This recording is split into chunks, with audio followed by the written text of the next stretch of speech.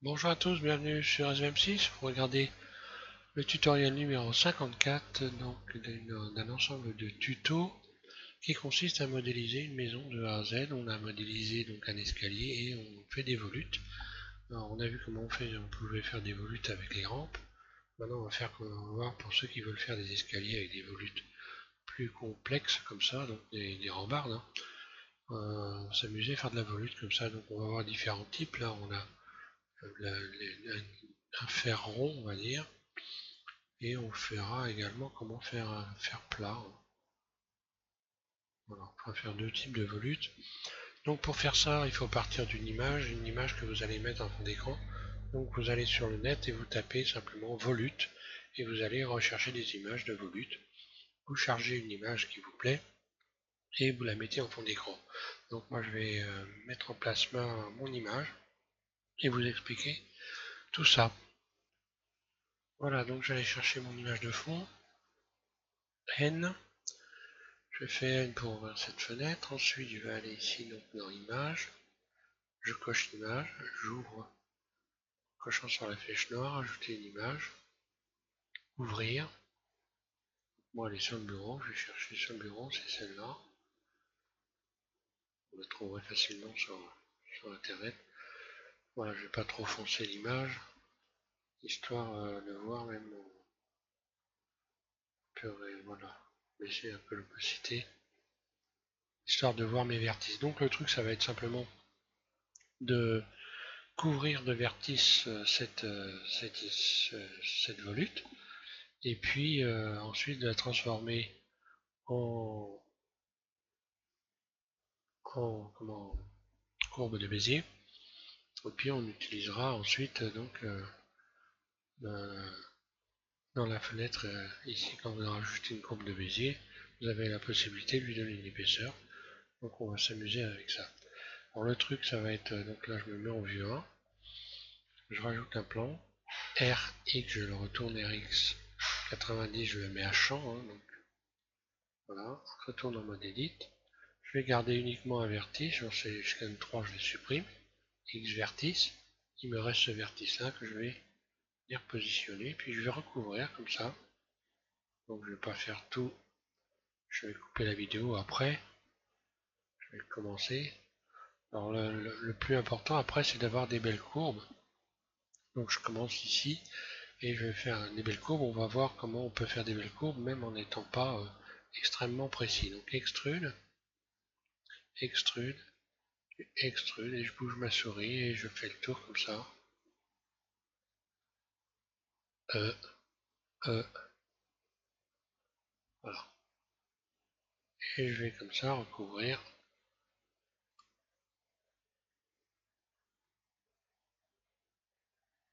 Donc je pars un peu plus, je pars dans le milieu de mon modèle. Je reste à peu près dans le milieu. Bon, après pour faire ce genre de choses, c'est juste une question d'habitude. C'est le moment de s'entraîner. Quand je vais arriver au bout, quand je vais arriver au bout de cette volute là, je vais simplement dupliquer le vertice et je vais repartir, par exemple, sur celle-là. Donc je vais couper, je vais recouvrir tout, et puis je vais vous reprendre quand j'aurai tout recouvert. Voilà, j'ai presque fini, je vais quand même finir avec vous cette partie-là. Donc Shift D, je sélectionne un vertice, Shift D, je repars au début, extrude. Donc dans la logique, plus les courbes sont serrées, plus il faudrait mettre de vertices.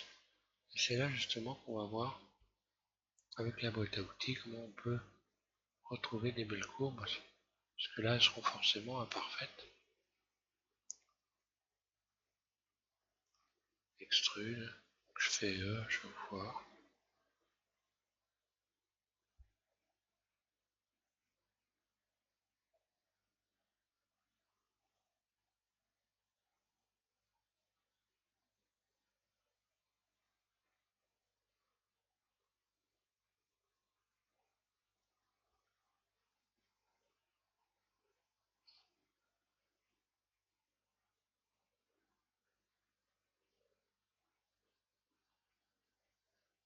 Voilà.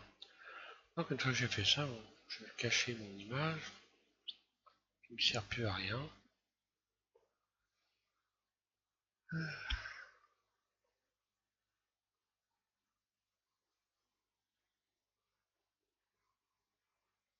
Voilà. Je clique sur le petit œil là, ça cache tout. Voilà, je me retrouve avec ça. Donc maintenant j'ai élément par élément. Je vais sélectionner un vertice ici.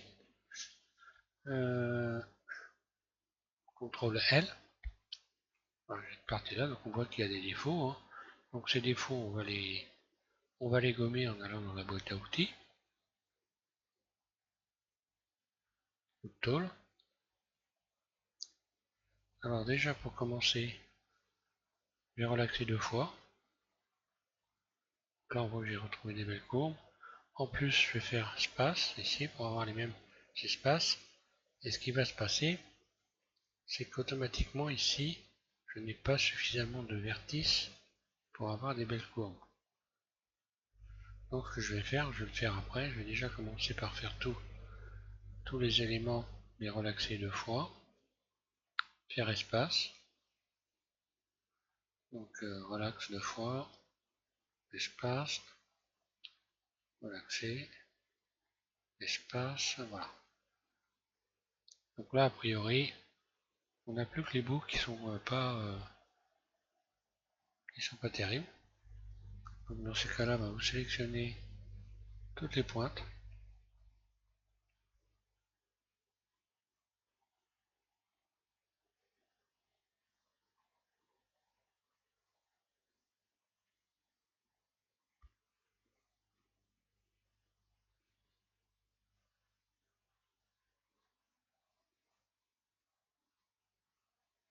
Voilà. Une fois qu'on a sélectionné les pointes, on va pouvoir les subdiviser.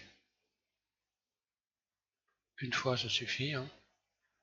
Et puis, on retourne dans la boîte à outils et on va encore une nouvelle fois faire relaxer 2 fois. Et là, je me retrouve avec un dessin qui est nickel. Une fois que j'ai fait ça, j'ai plus qu'à faire Alt-C. Donc je vais transformer ces vertices en courbe de Bézier. Un clic gauche sur courbe. Donc si je retourne en mode objet, j'ai une courbe de Bézier. Hein. Et je vais pouvoir donc en mode objet ici aller cliquer sur cette icône. Ici ensuite vous allez à la place de semi, vous cliquez sur full. Et on va donc maintenant épaissir tout ça en allant ici modifier les éléments. Donc la résolution, attention, faut pas trop y jouer avec, puisque plus vous allez mettre de résolution, et plus ça va coûter cher. Donc on va commencer par profondeur. On va aller voir de près ce que ça donne. Donc là, il faudra faire attention parce que c'est pas fermé. Donc il faudra fermer les embouts par la suite. Hein. D'ailleurs, je suis en train de me demander, est-ce que je peux les fermer à partir d'ici?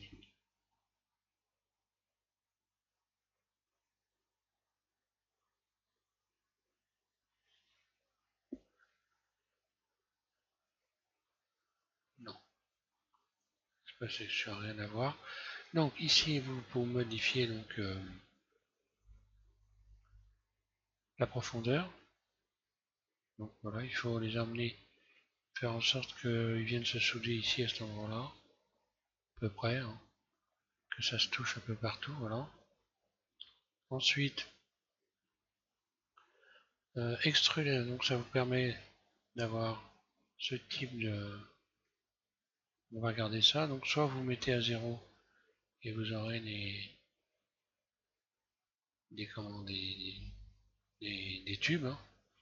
Enfin des tubes, pas des tubes, mais des surfaces donc circulaires, soit vous mettez ici extruder, on va faire ça d'ailleurs.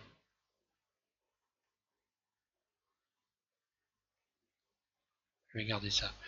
Donc voilà, après une fois vous avez fait vos petits réglages, donc résolution, encore une fois voilà, je peux mettre la résolution, je peux mettre beaucoup plus, mais ça coûte beaucoup plus cher. Vous voyez ici les arêtes que vous rajoutez. lorsque vous touchez résolution. Donc ça devient très rapidement très lourd.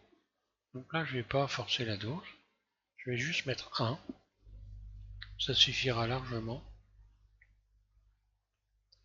Et donc je vais retourner dans le mode objet, je vais retransformer tout ça. Je vais faire le contraire, donc je les ai transformés en vertices, maintenant je vais garder ça. Je vais faire Alt C, et cette fois-ci je vais cliquer sur Mesh. Voilà. Quand je retourne en mode Edit, voilà ce que j'obtiens. Alors après, il y a une chose qu'il faut évidemment faire, vous n'avez pas le choix, si vous voulez avoir une texture brillante, il va falloir aller à l'adoucir. Dans le mode objet, vous allez sur adoucir. Ça vous permettra d'avoir une texture brillante par la suite. On va rajouter la texture, je vais faire tout avec la texture. Donc je le fais de A à Z en fait. Donc qu'est-ce qui se passe, qu'est-ce qu'on a comme problème? Là on a les embouts qui ne sont pas fermés. Donc il faut aller sélectionner les embouts. Il faut d'abord retirer les doublons parce qu'il n'y a rien de fermé. Donc vous sélectionnez tout. Voilà. Et vous allez retirer les doublons. Donc vous en avez un certain nombre. Hein, ce qui est normal. Ce qui maintenant devrait permettre de sélectionner sans problème les embouts et de faire extrude surface ES0. Voilà. Vous pouvez éventuellement rajouter un rayon de tension. Donc là on est encore en train de créer des doublons. Hein. Puisqu'à cet endroit-là vous avez un nombre de vertices qui correspond ici autour, qui sont empilés les uns sur les autres, c'est des doublons. Quand on fait ES0, on crée des doublons. Voilà, donc je vais fermer ça, extrude de surface ES0, je rajoute un rayon. Et je vais faire ça pour tous les éléments. Alors après on peut travailler sur les pointes, hein, pour ceux qui ont envie de s'amuser. Vous pouvez découper les embouts. Là je fais simple hein, pour éviter d'avoir un tuto qui dure 3 heures. Extrude surface 0. Rayon de tension, CTRL R. Ça c'est fermé. Ça aussi. Il me reste celui-là. Alt Integra. ES0.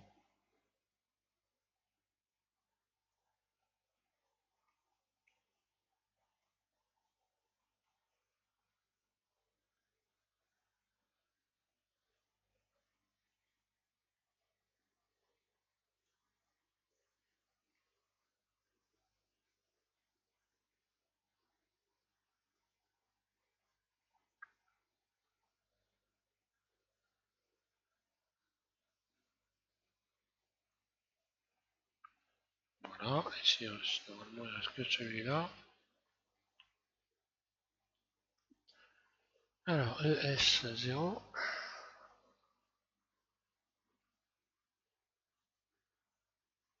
Voilà. À partir de là, je peux maintenant, si je veux, rajouter une subdivision de surface. Pas avant surtout. Parce que comme vous avez des surfaces qui ne sont pas soudées quand vous avez transformé votre modèle que vous avez transformé donc les courbes de Bézier en vertices, vous avez des parties qui ne sont pas soudées. Donc si vous subdivisez, vous allez écarter les éléments les uns des autres. Donc il faut le faire, si vous voulez le faire, c'est maintenant. Et puis, donc, je pourrais rajouter éventuellement des rayons de tension sur ici, hein, pourquoi pas.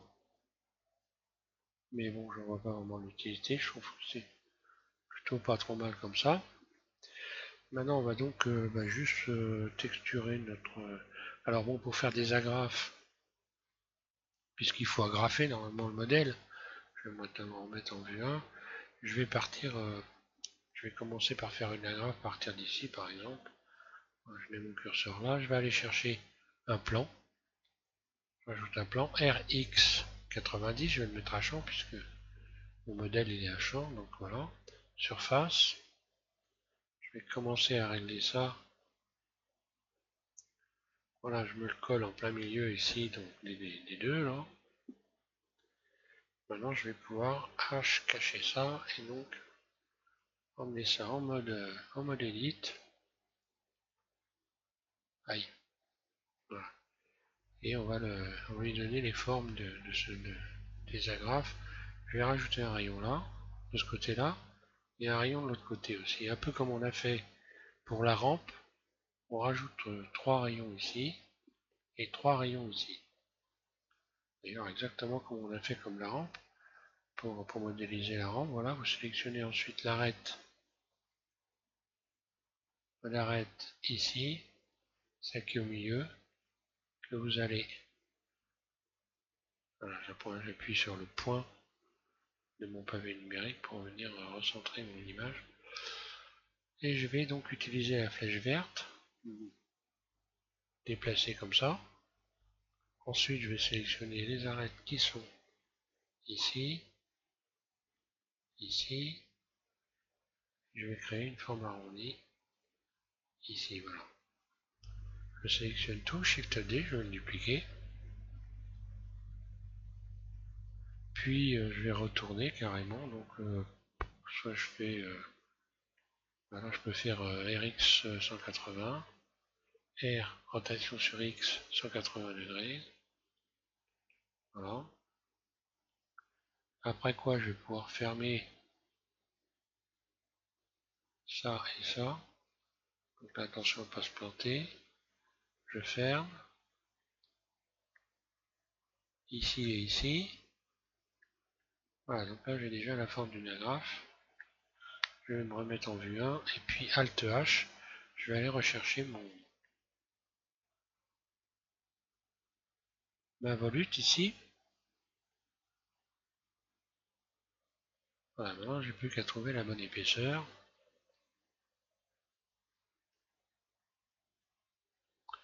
Le mieux c'est de se mettre en vue de dessus, mode transparent, voilà. Mode Edit, A, je sélectionne tout, mode vertice, C, je sélectionne ça, que je vais repousser sur l'autre côté, voilà. Après je vais tout sélectionner, mode face, et je vais donc faire épaissir les faces, hein, donc voilà, j'ai donc, alors j'ai pas regardé avant de faire, je vais faire attention quand même d'avoir la bonne épaisseur ici également.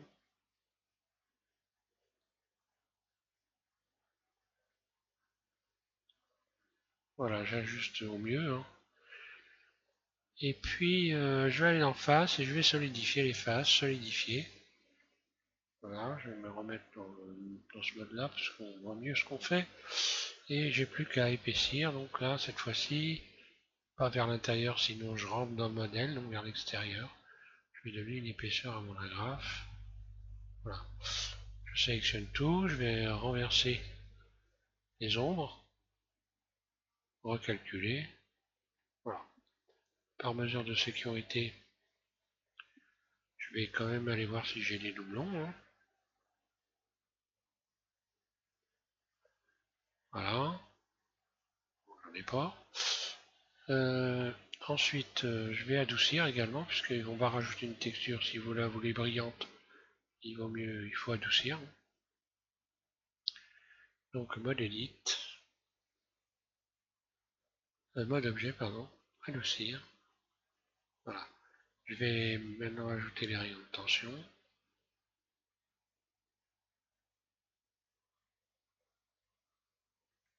Donc ici, ici, ici et ici. De l'autre côté, pareil.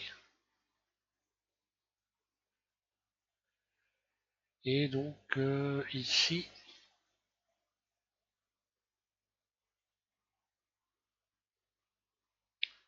voilà, pas la peine de trop viser non plus, hein, cassez pas trop la tête, rapprochez-vous, sans faire des doublons. Voilà, donc là j'ai une agrafe, je vais pouvoir remettre en vue 1.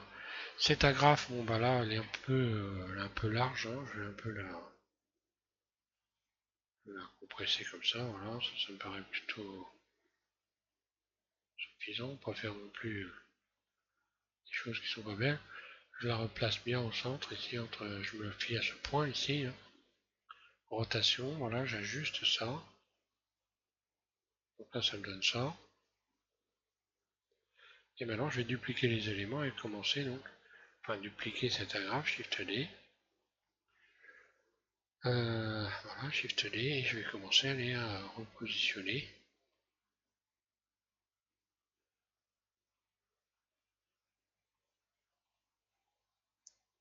Voilà, ça c'est pas mal. Shift D. J'aurais pu d'ailleurs carrément redéfinir voilà, définir l'origine vers géométrie pour avoir l'axe ici en plein milieu. G. Alors, tant que vous restez dans une vue axée, vous pouvez faire G, vous n'allez pas déplacer rien du tout. Hein. Ça va rester dans les axes. Donc il faut être en vue 1, hein, bien sûr. Shift D.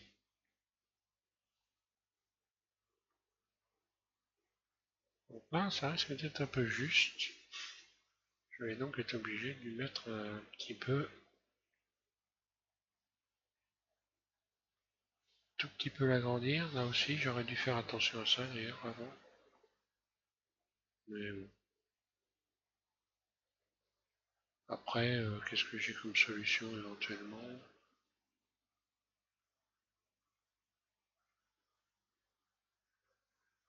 Est-ce que c'est encore jouable? Ouais, c'est encore jouable ça. J'ai emmené mon modèle en mode edit. CTRL L. Et je vais faire en sorte de le replacer correctement, tout doucement.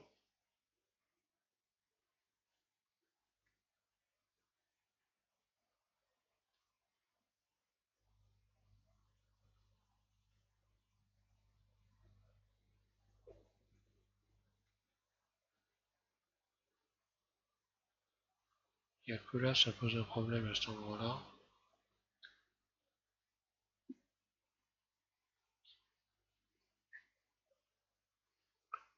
Voilà, donc là, je vais refaire une petite rotation.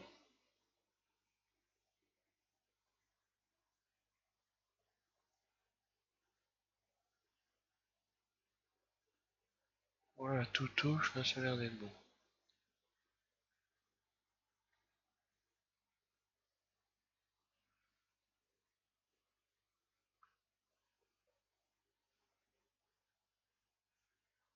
Voilà, c'est bon. Alors, je continue. Je vais en avoir une ici, donc Shift D. Rotation. Ensuite, celle-là.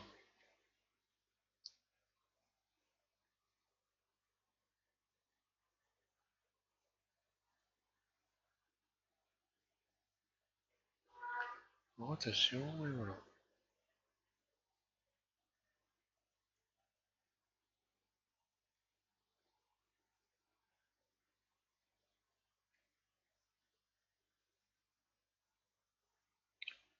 Voilà ce que ça donne. Donc maintenant, on va s'attaquer à la partie matériaux. On va aller rajouter un matériau, donc il faut déjà commencer par tout souder. Hein. Voilà. Donc je sélectionne tous les éléments. Je commence par les agrafes pour rien oublier, puis ensuite la volute, joindre, G, je vais essayer de déplacer, tout est collé, c'est bon. Donc pour ce qui est de la texture, vous allez dans matériaux, nouveau. Alors, on va faire noir, hein, je vais faire forger, on va dire. C'est assez classique. Ici, vous allez à la place de diffus, vous allez sélectionner Tool. Et là, vous allez modifier cette valeur en allant mettre ça, voilà, à peu près par là, 0,58. 0.058, hein, grosso modo. Si je me mets en mode, donc maintenant matériaux, c'est noir. Et maintenant, si je me mets en mode rendu, voilà, j'ai plus qu'à retravailler ma lumière. Là, on va aller rajouter, on va aller voir la lumière, régler le problème de lumière, parce que là, il n'y a pas de lumière. Donc je me remets en mode matériaux par exemple, je vais sélectionner ma lampe ici, voilà. On peut garder la lampe ou mettre un plan. Je vais la transformer en soleil. Et puis je vais la braquer le rayon rotation sur le modèle, vue de dessus, rotation, voilà.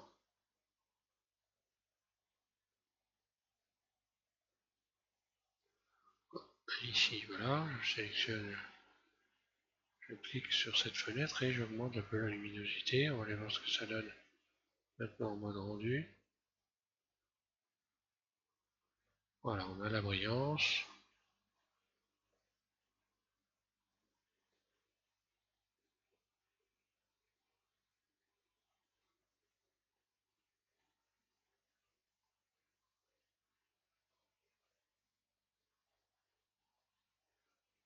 Les agrafes sont bizarrement pas très brillantes. J'ai peut-être pas bien mis tous les rayons. Ah bah oui. Donc à la place de, évidemment, à la place de diffuse, ici vous sélectionnez brillant. Voilà, elle est beaucoup mieux. Hein. Donc je récapitule. Hein. Noir, vous allez dans ici matériaux, vous sélectionnez du noir, vous sélectionnez Toon ici, et là, dans cette fenêtre, vous mettez brillant. Et vous allez donc revoir l'éclairage, mettre de l'éclairage, suivant ce que vous avez envie de faire exactement. Voilà, je vous remercie de suivre SVMC, je vais m'arrêter là, et puis donc prochain tuto, donc le dernier, hein, le 55 il me semble. Le 55, je vais donc assembler la maison, finir de mettre l'escalier dans la maison, et puis, euh, et puis ça sera fini pour la maison, on passera à notre thème. Donc je vais passer sur un thème médiéval. On va faire peut-être des châteaux, des armes du Moyen Âge, enfin tout un tas de choses comme ça qui a un rapport avec, donc, avec le Moyen Âge. Voilà, merci à tous de suivre Azure M6. Bonne modélisation.